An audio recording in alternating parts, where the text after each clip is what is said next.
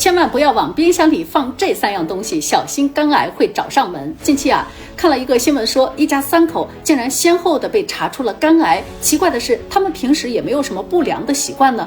可是后来发现，原来他们的冰箱里一直放着这3样食物，慢慢的食物变质，就产生了致癌物。赶紧来看一看，你家的冰箱里是不是也放了这3种危险的致癌物呢？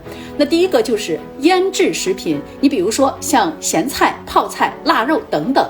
这些食物在低温环境当中本身含有的亚硝酸盐会更容易转化为亚硝胺类的物质，那这些物质呢是已知的明确致癌物，对肝脏有很大的伤害。此外，在冰箱里保存时间过长的腌制类食物会滋生细菌和真菌，这些微生物很可能会产生致癌物质，所以建议大家将腌制类的食品放在干燥、阴凉、通风的地方，并且呢要尽快的食用。第二个就是坚果类，坚果类食物富含蛋白质、脂肪、维生素，是很好的营养补充物。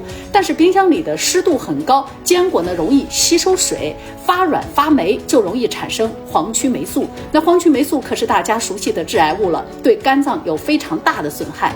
那第3种呢就是淀粉类的主食，淀粉类的主食可是我们每天必不可少的食物，就像是馒头面包米饭这些。但是呢，如果你把吃不完的主食放在冰箱里，就很可能会吃出大毛病。因为在低温环境下，淀粉类的主食会加速变质，出现小黑点。那这些小黑点呢，就是黄曲霉素的致癌物质，对肝脏有非常大的危害。所以呢，建议大家每天烹调适当的主食，尽量的当天要把它们吃完，不要放在冰箱里，因为冰箱绝不是万能的保鲜柜。